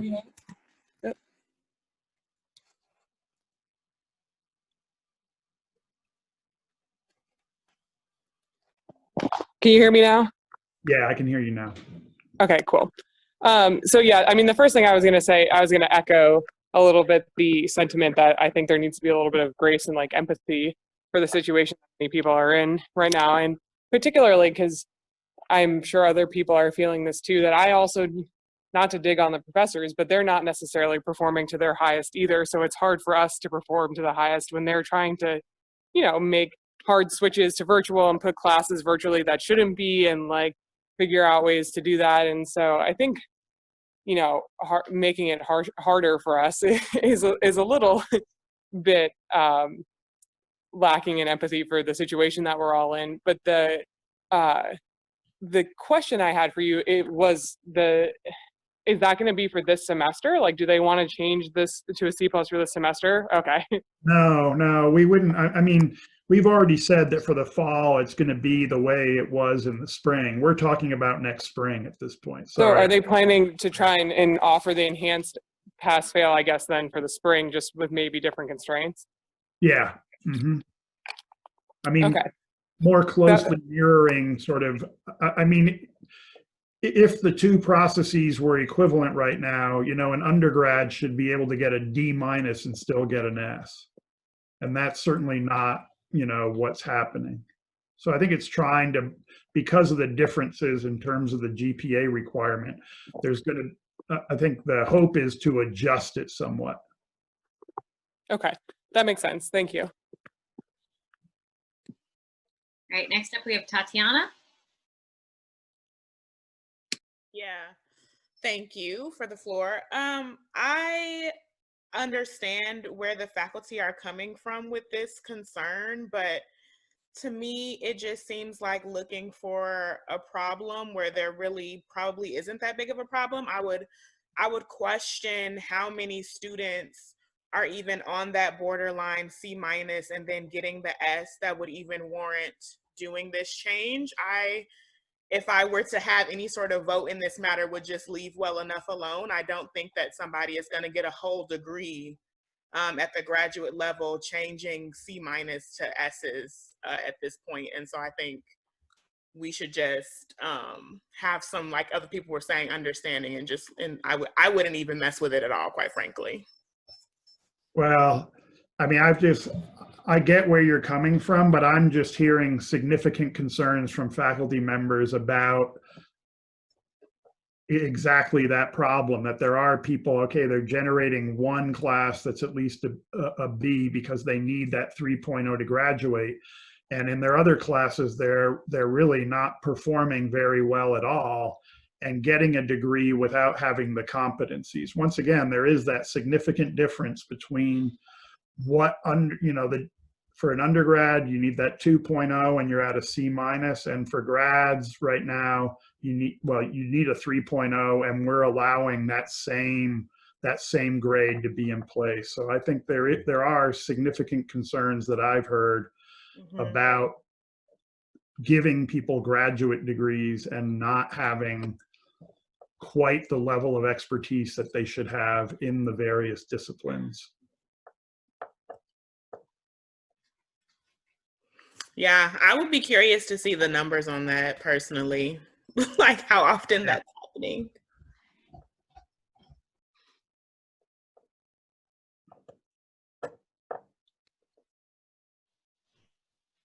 Awesome. Michelle? I wonder if there's a way to potentially put in a rule at the end of the process then and say you need so many graded credits or something like that, if that's really the concern that people are trying to get out with a master's that's completely ungraded. Well, they have to have one course, so it can't be completely ungraded, but that's the only constraint that's in place right now. And that would be a significantly bigger change than, to a certain degree, this is a response to, well, not even certainly. I mean, this is totally a response to a pandemic. And so I don't think we want to enshrine rule changes in terms of really changing policy. We want to find a way that retains the nature of the degree and what it means, along with showing some degree of flexibility in terms of the issues that students and faculty are facing in terms of both delivering and receiving content.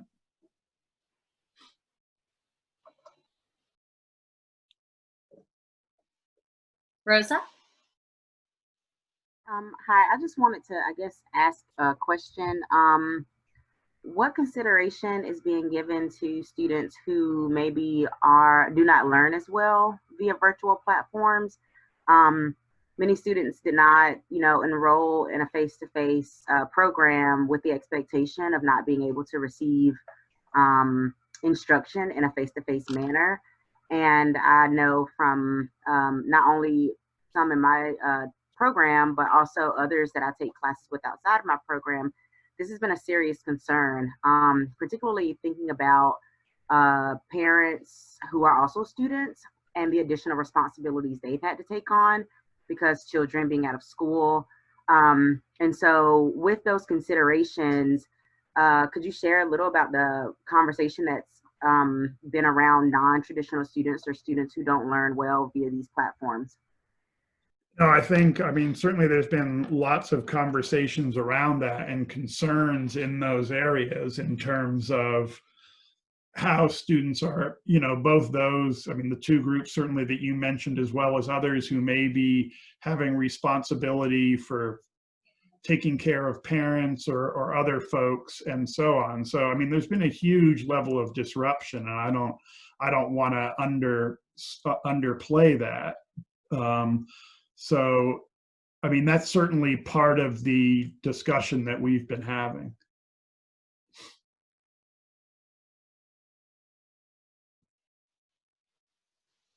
Righty, Enrique?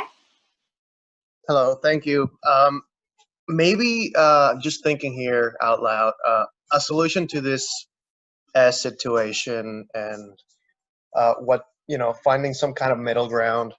Maybe what we could do is just have the first year, like the first 2 semesters, have the opportunity to, like the students have put the S in there, and then after those 2 first semesters, when the student has already adapted to the classes and adapted to the online, be able to, the S is not enforced, and they may be able to get the F or the D.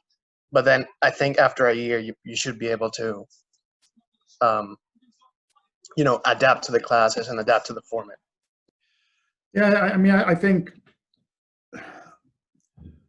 we do still want to keep some flexibility for the folks who are sort of in the boat that Rosa was talking about, that have these additional duties and have some, and then still afford them some ability and some flexibility to be able to use that SU option, because some of those disruptions are going to remain whether or not we're in, we're in COVID. So those things are going to remain. And so it's not just about them adapting to the courses themselves. It's adapting to more than that.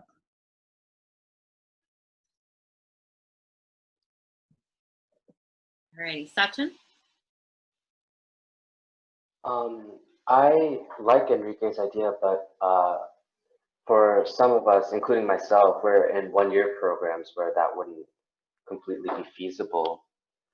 So I think there is a consideration that for the students that are going to be in a pandemic for their entire master's program, there's going to be a lack of consideration or too much consideration in that sense. Yeah, I appreciate your comment. I think we're just trying to fine tune it now that we've gotten into it and it's lasting longer than we thought. And so I think it is, you're right. One-year programs are quite a bit different in terms of, you don't have that much time to adapt to something maybe that's quite a bit different from what you had anticipated.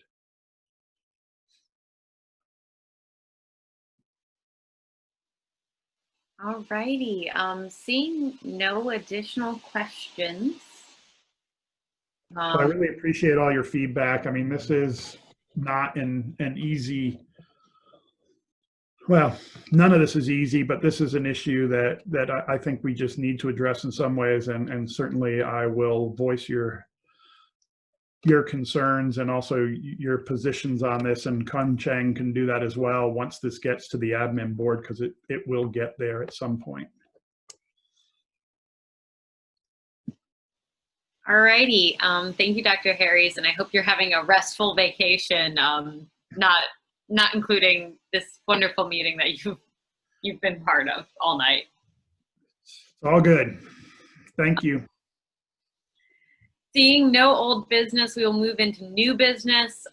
The only new business that we truly have tonight is that GSA internal standing committees, if you have not been contacted yet, you should be contacted in the next couple of days. Everyone has been assigned to an internal standing committee. If you don't get contacted by the end of the week, please email me. I could have easily made an oopsie in the assignments and either added you to 2 committees or added you to none. So please let me know. Now, with no additional new business, we have moved into the period of open floor comments. If anyone would like to add any open floor comments at this time.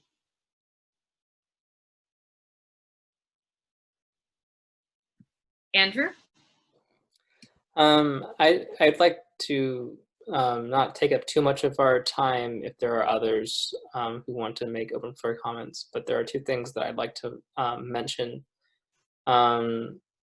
One is that regarding the document that I drafted a week ago, I have received very little feedback, and I believe that regardless of how you feel about the document itself as in its current state, I think that we should do our due diligence to make sure that we can at least have a discussion about it, be before the next meeting, just to make sure that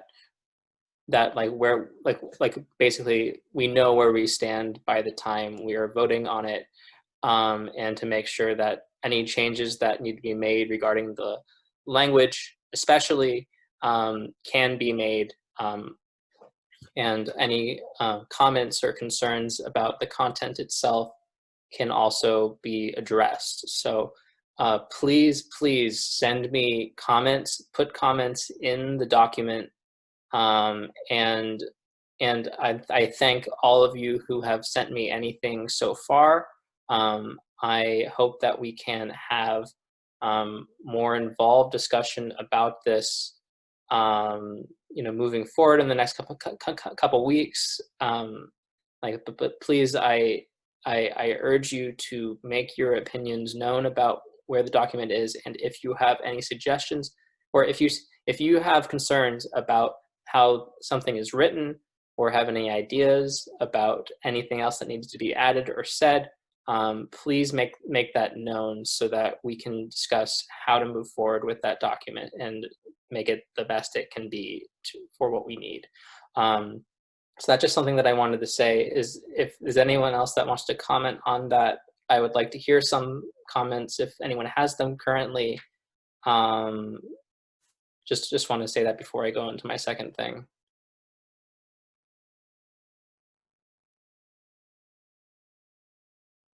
Okay. I guess seeing none, I guess I'll just move on to something else that I wanted to say is that I think, like I said in our last meeting, I think it's very important that we continue to ask questions of many of the administrators, just to make sure that to keep them being transparent about things, and to just know how things are going on, and so we can basically tell our constituents.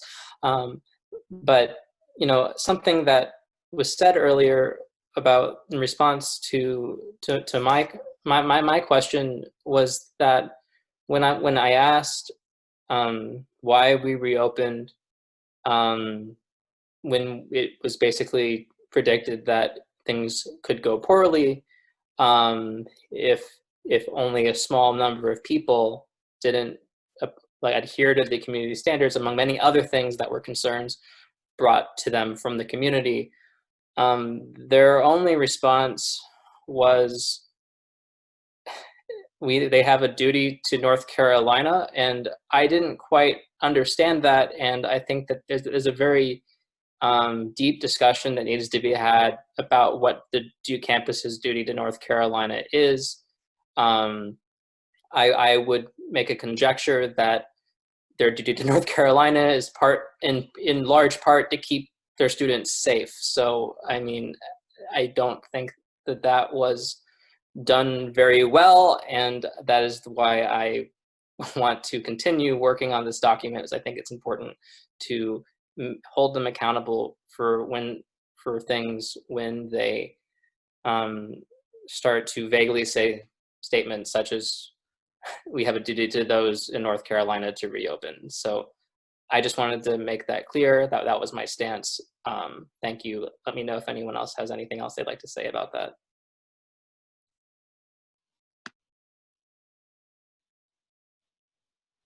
Anna? I was just going to ask a question. Does writing a letter or something like that have to be discussed with the executive board before it's brought to the rest of us? So you can bring a letter to the entire GSA. However, it cannot be voted on until after the GSA executive board has had a vote on whether or not to bring it to the floor. This is a part of our governing documents, but briefly, if we decide to move forward with a statement brought forward by someone, it will be added to new business. If at any point we decided, no, we don't want to move forward with this, it can be added to new business by a simple majority vote of the GSA representatives. Thank you. Absolutely. Any other questions, comments, concerns? Any other things for open floor?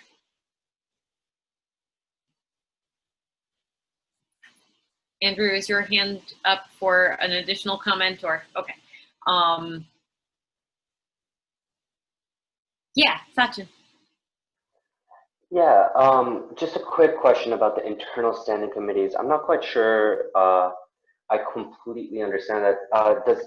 Is every representative going to get an email on their role by the end of the week? Yes, every representative should get an email by the end of the week about which of the internal standing committees they will be placed into. If you do not get an email, please email the executive board and we will work it out as quickly as possible. Okay, thank you. Are there any other questions, concerns, comments for the open floor segment? I have one quick announcement, which is please, if you're not registered to vote, please go register to vote. And the other thing, in my position as GSA president, I am able to write executive statements, and I do intend to do so regarding the nomination of the new Supreme Court Justice due to the vacancy left by Ruth Bader Ginsburg, addressed to Senators Tom Tillis and Senator Richard Burr, based on the fact that they've kind of flip-flopped their positions. Please let me know if you have any interest in this or would be interested in co-signing.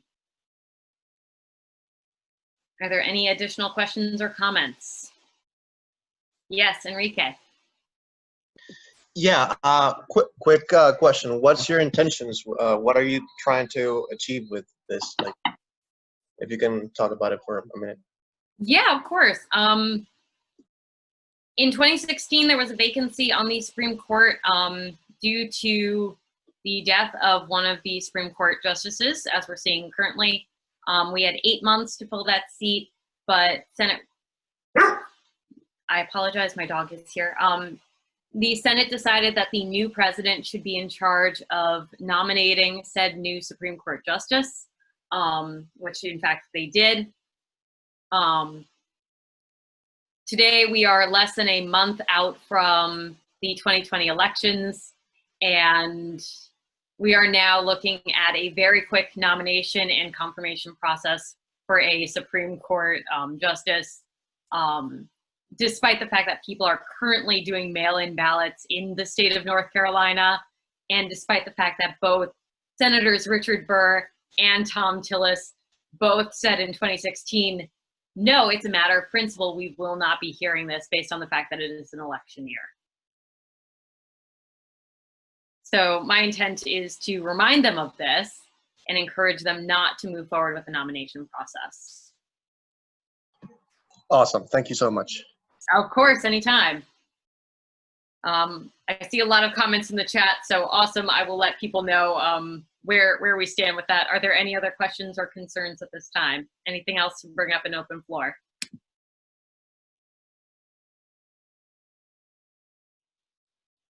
Okay, seeing none, the chair would look favorably upon a motion to adjourn.